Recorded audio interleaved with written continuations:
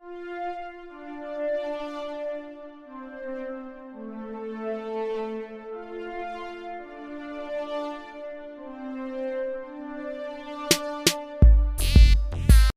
everyone, and welcome to a special episode of the SWW show. I'm Mike. This here is gratefully not AJ. We totally have not left him in a ditch somewhere on the way to Columbus. Don't worry, but if you see him on the side of the road, please leave him there.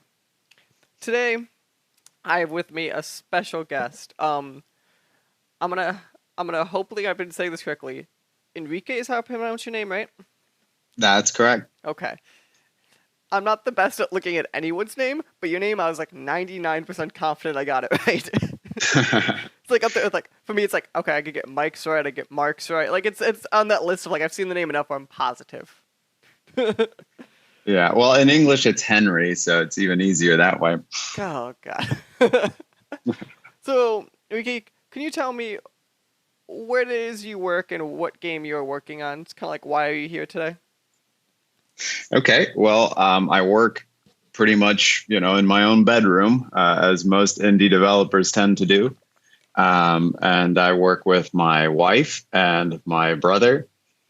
Basically, we're all based out of the same house in Dallas, Texas, and we're working on a game called Popup Dungeon, which we're only now starting to, I guess, be able to brand as a game system rather than just a game. That means that it's going to enable you to sort of create your own RPG experiences, something akin to like a digital Dungeons and Dragons creation system. So there's a lot to unpack there. I think the best way to start is because I think this is the most both fascinating part too is so like your indie studio in a sense it's kind of like a whole family affair. Can we talk about like how did that happen? And how often do you want to like just walk away from the one of them, but you can't because the studio is literally like a confined bedroom. Right. You don't have anyone to complain about your coworkers too. But it's actually something that we sort of developed kind of organically. Was first, of course, my brother and myself. It just so happened that I had gone to college and gotten a psychology degree. So naturally, the next step after that was to work at Best Buy and like a bunch of restaurants as a waiter. Because, at that time, it was kind of like the recession and everything. And I couldn't really find a job that seemed to be taking me anywhere that I pretty much wanted to be. And so I decided to go back to college with my brother, who is almost 5 years younger than me. And I got another degree, this time in arts and technology. And the mindset was I tried doing the things that people wanted me to do for a while, and that didn't really go anywhere. And I just wanted to do the things that I guess I had a passion for. And that had always been video games, really. So that's kind of how I validated all the countless hours I spend on World of Warcraft and playing Diablo, Red Alert, EverQuest, you name it. I just drained time into all these games. And so this way I could just kind of chalk it up to market research and experience and start working on my own games. So that's what happened. We went to college together. And at the end of that, we started to actually develop our own game, which was the first one was called Ring Runner, Flight of the Sages. That one's on Steam and has been on there for a while. And it did just barely well enough for us to be able to continue doing this. Of course, that was supported by a Kickstarter that we did for this project, Popup. So that is a very, I think, interesting chain right there, even of like the amount of people I feel like who go to school and then end up even making games is an impressive feat to begin with. And then so then I think that's good. So this then is your second or third game, Popup Dungeon then? This would really be our second. I mean, we developed a card game that we just kind of released for free, and we've continued to kind of do development on the side there for potentially one day, turning it into an actual proper game. But this is really our second game. Okay. So Ring Runner is your first game then. what kind of like so I feel it's this being the sophomore game, you get to look back and go, oh good, don't do that again. What are like the things that like going into this you're like, okay, now that you have somewhat of a defined probably like structure internally of production or whatever, like what are kind of like the mistakes you're not making again?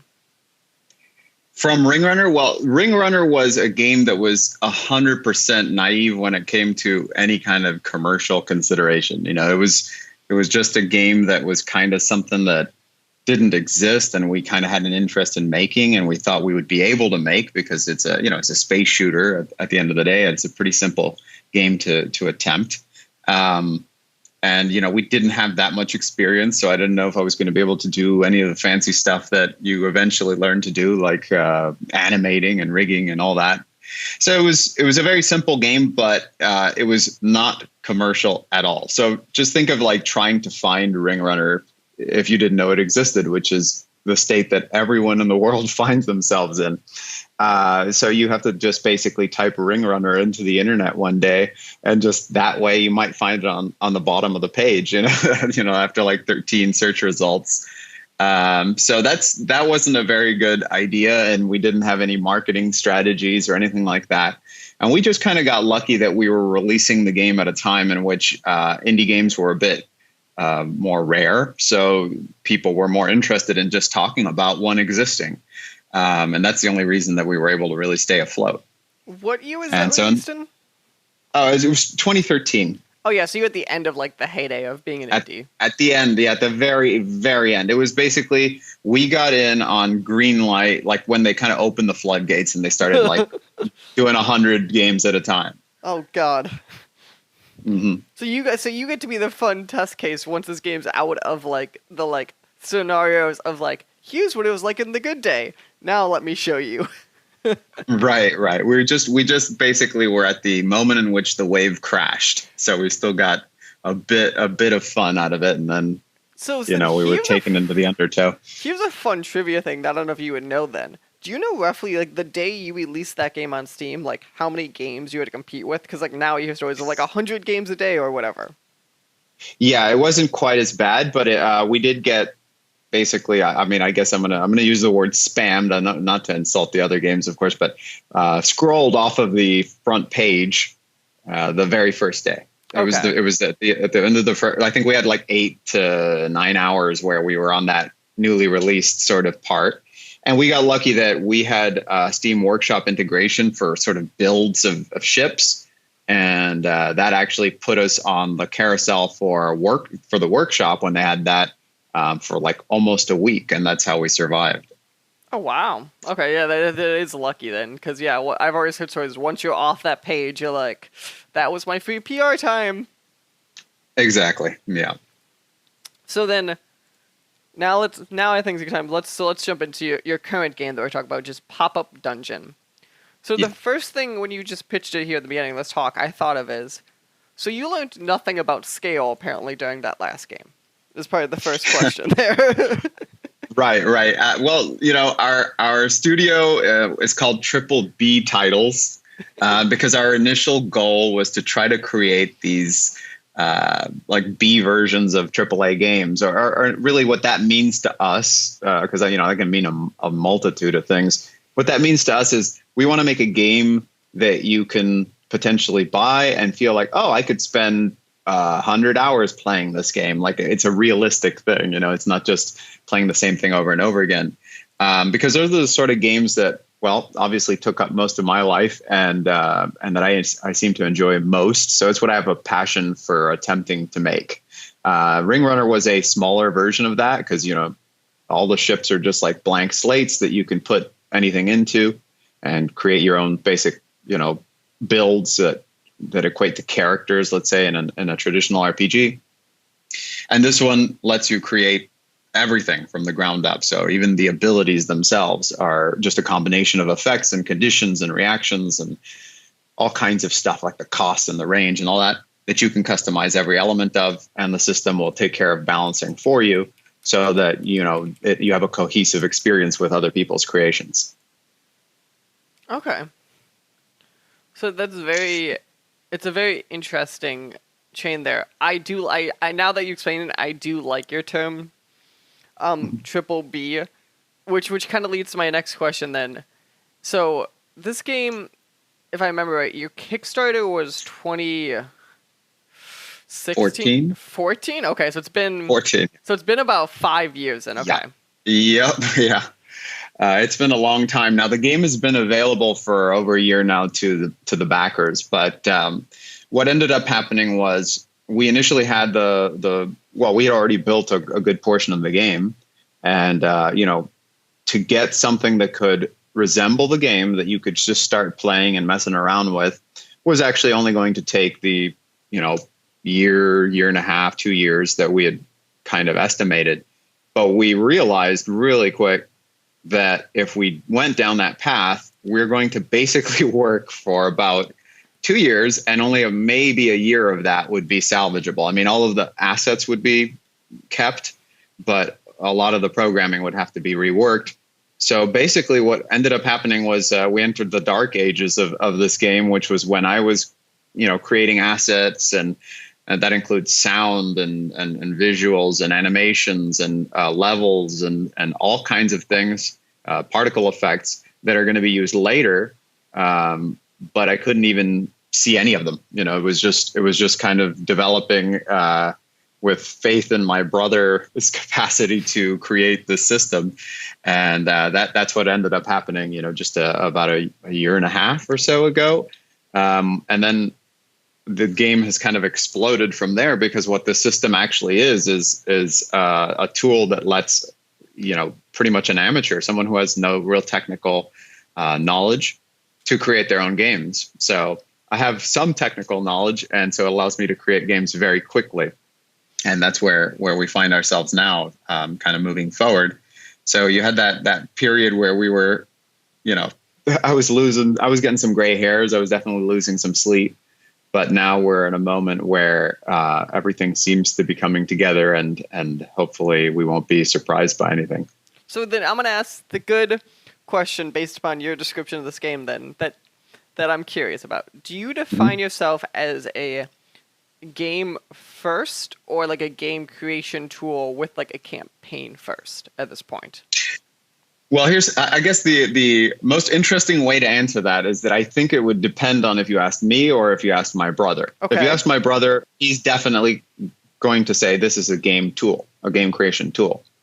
And he's right. Obviously it is. And I'd say that no matter how awesome of a game I might possibly could make, I mean, it would be extremely arrogant to think that I'm just going to create the best game out there that anyone who will ever touch this tool will make.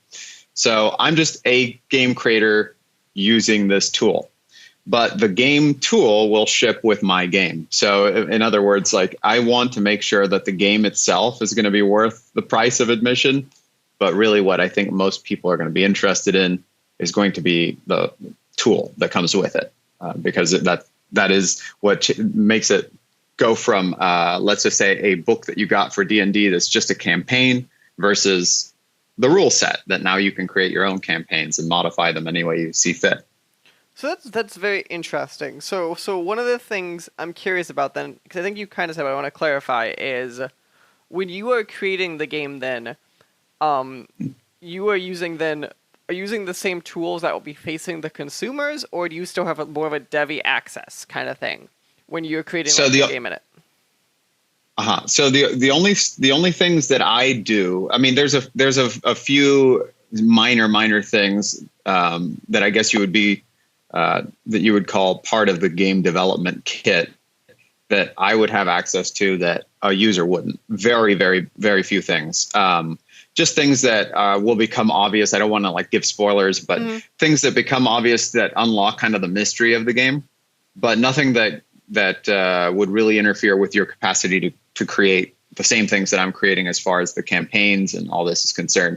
I, however, am the one who's still having to, I use, of course, Unity to create a lot of assets that you'll use in the game. So animations, the tile sets themselves, all the props and the way that they come together, all of the charms, the different rewards that you're going to get from that are actually gameplay rewards from the sort of vertical progression over time.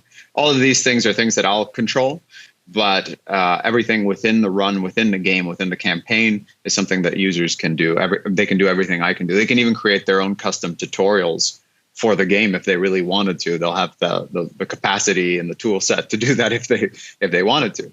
But the game is very modular, so they can actually just take the tutorial that I'll create and they just pop it into their game. So when they're playing, the tutorial will respond to the same cues as though you were playing my game. You know, when they first use an ability of this type, or when they first encounter an item of this type, or whatever it might be, and they get a little how-to thing. So if you wanted to create a game that is literally for the unindoctrinated, the person who just downloaded the game because they heard that you made this really cool thing, you can have the tutorial in there on as an option, and they can just start from scratch from the game that you created, rather than having to play through my campaign to then access or make sense of what you created. Wow. Okay.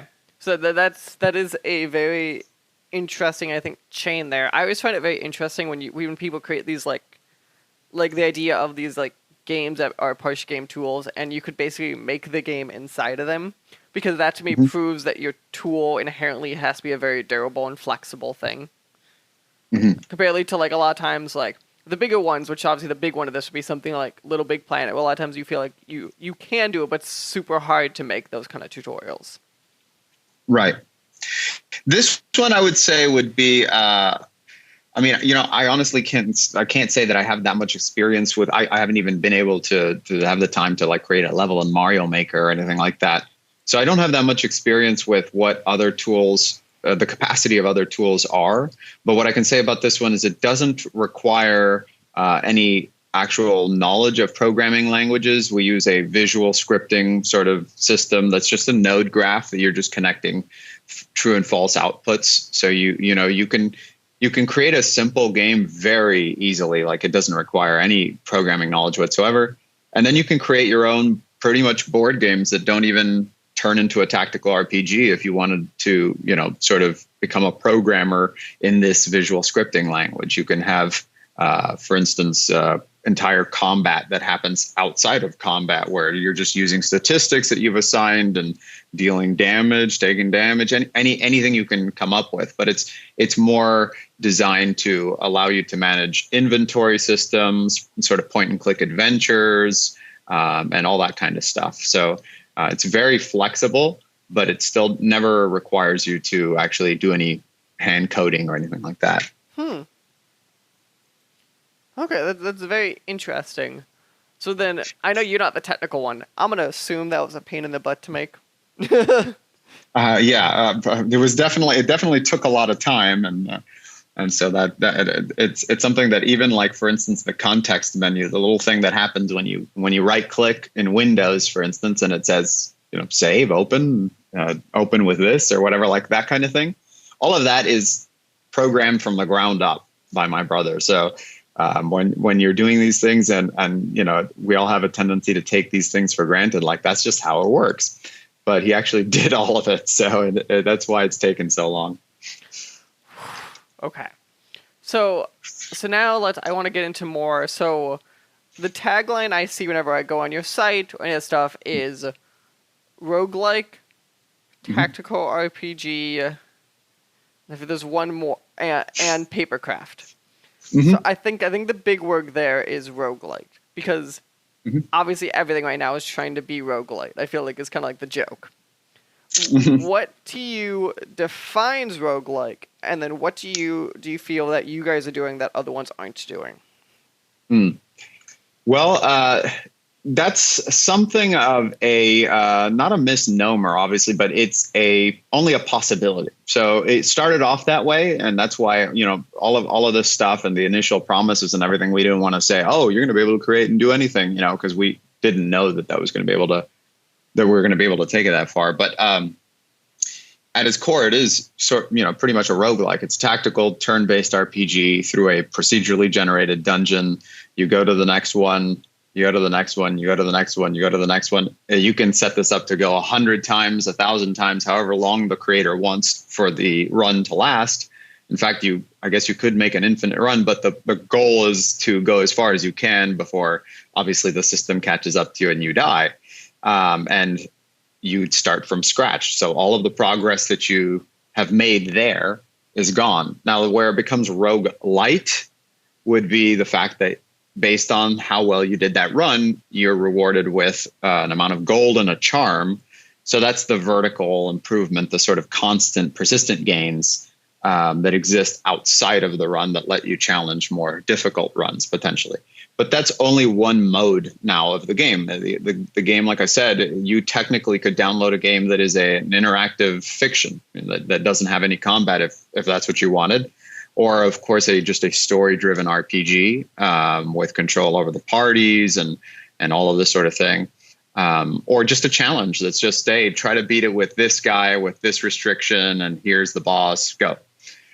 So it's become a tool that will allow people to, create their own games, because you can combine multiple campaigns or, multiple what used to be considered runs to create branching games. So you beat this run, you go here, then you choose which path you go, and these are entire games that you're creating, that you're branching out from.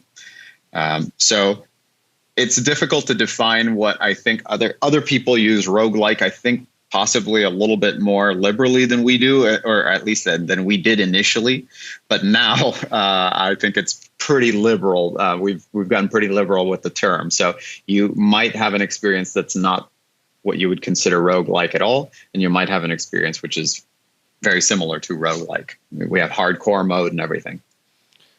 Yeah, okay. So that, to me, I feel like you guys actually, almost ironically, I'd argue, using roguelike in a much more conservative sense, in the sense of like how you sort of find it as like turn-based, and some of the other stuff is like, to me, I go, okay, no, I agree with you, that is very much like the essence of it. But like something like Rogue Legacy, obviously put that on its head, and a lot of games I feel like have been following that type of model too, of like minusing the turn-based and minusing these other pieces in it, but still calling themselves that. Right. Well, no, that is, yeah. Go on. Well, it's hard to convey. I mean, one of the problems that I have, honestly, with this game and talking about it is it's hard to convey everything that it is or everything that it can do all at once. So I think that's kind of a problem that a lot of creators find themselves in. So they use these sort of tags a bit liberally sometimes, just to kind of convey more or less what they're aiming at, the kind of experience that they want you to have. So then, that's actually a good thing then. So then part of this game's appeal, I'd argue, is the broadness of it. What is, and I'm going to make you pick your favorite child for a second, like your favorite thing that like you're really proud, like in the system, that you can make a game either doing, or it can have a fun function in it, or kind of that kind of stuff? That is a very tough question. So if we're talking mechanics, I think the thing that is most interesting, that creates the most interesting situations, are reactions. The reactions can interject at any time, basically, based on whatever they're reacting to. So you can cause these chain reactions, where you can design a game to, and in fact, you can even co-opt the reactions to become sort of commands. When you give somebody, an enemy, a reaction, and then you force them to do it, you can make them do something, bad for themselves. So the reaction, I think, is one of the things that is most interesting, because it just creates these wonderful chains of this guy is dying and then he's healed, and the other person responds to the heal, and it summons another thing which has a reaction, and all of these things can unfold. Of course, it makes use of all the transformations and summoning and everything that you can do in the game. But I'd say that the reaction is the most interesting part of the game mechanics. But outside of the game mechanics, in the game creation system, that one it's very difficult to say, because we try to keep the elements as sort of atomic as possible, so that you can combine them in any way that you can imagine. So we don't create these overarching structures of mechanics that kind of force you to do something. It's just you're setting flags like you would when you're programming, and then you're just responding with sort of if statements, like if this flag was here, you can do this, and then remove the flag and things like that. So there's nothing specifically interesting about that aspect. It's just the way that it all comes together that can be interesting. That is very interesting, and trust me, from making enough games too, I always love that question too. They're like, "What is your favorite part?" And you're like, "Well, if there's a bad part, we have bigger problems." So I think it's always easier to ask a developer what's their least favorite part, because they're like, "Okay, let me list you 50 things. What's busted?" Right. So, are you asking me my least favorite thing? If you want to answer it, I wasn't going to make you answer that one, but what? How about this? How about this? What is the item that you've received the most feedback on, since you have this? You said you have this closed alpha so far. Like, what's the most feedback item you go, okay, we need to improve this, and how have you improved it? Okay, so I think that one's actually really interesting. So there's a part of the game that I think is kind of central to how easy the game is to play. Actually, at the beginning, makes it very hard to play because of people's expectations. So I can double click on a card, which is like an ability, to just activate it. The game activates it for you. It chooses the best target, it walks over, and it activates it. Because basically everything is running off of the AI. Once we have the multiplayer going and everything, you can set your character to AI in case you want to go AFK or something like that. You don't hold up the game. And you'll also be able to set the characters to AI in case if you ever wanted to play a DM versus AI. So that's another capacity that we wanted to include. So the game's always running that AI, but people expect I'm going to come in, I got to open up my menu, I got to say, I'm going to walk over here, I'm going to choose my attack, and then I'm going to select the target, and then I'm going to hit him, because that's how a lot of the traditional tactical RPGs work.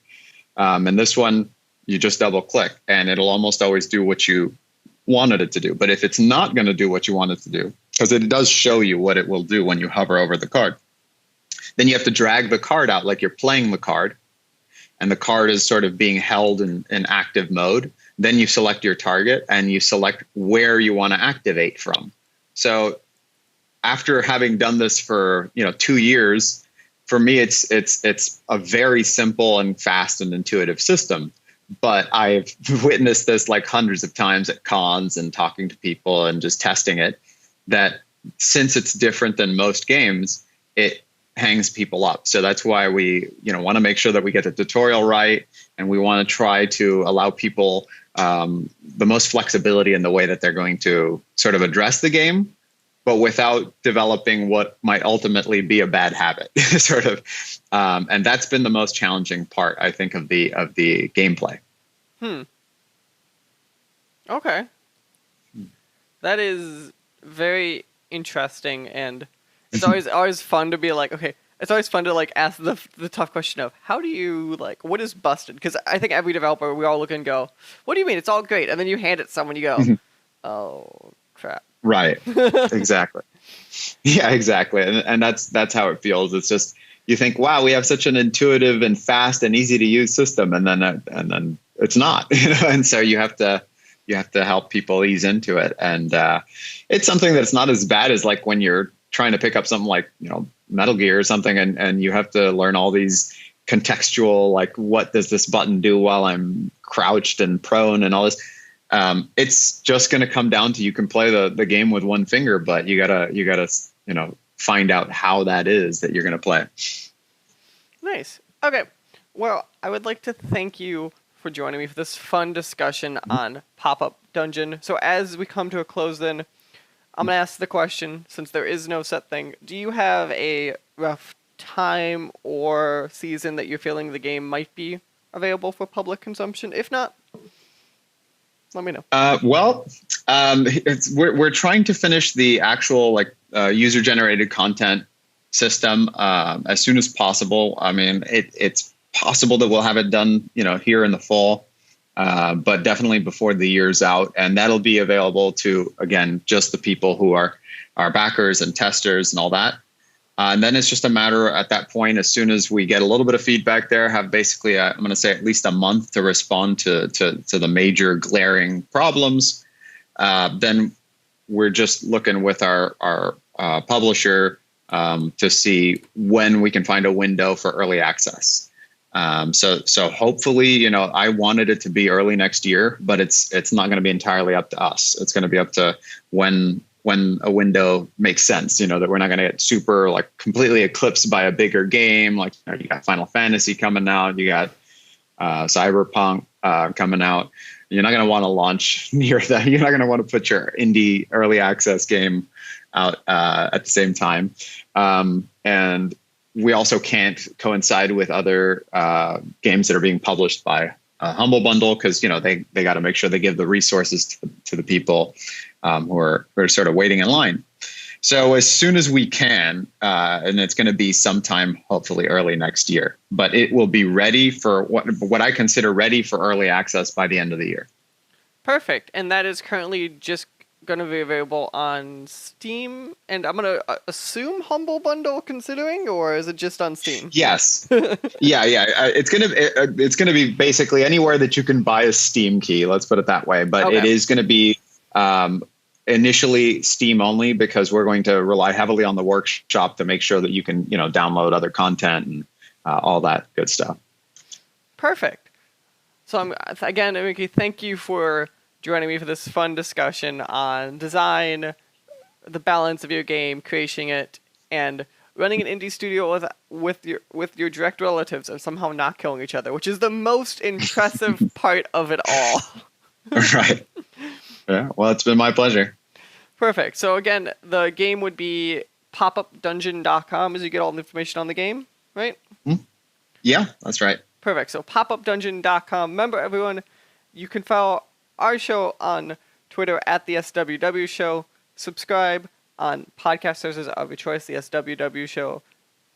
And we will catch you guys next time. This podcast was a product of the SWW Show. You can find more at the SWWshow.com or Facebook.com/the SWW Store or Twitter.com/SWW. You can find out more about Mike at Mikey_Maroney on Twitter, and more about AJ at LoCBor on Twitter. Remember, new episodes come out twice a month, one focusing on the new entertainment news and one focusing on movie club, so new and an old movie. You can find out more again at the SWWshow.com, and you can find the show on podcast services around the globe.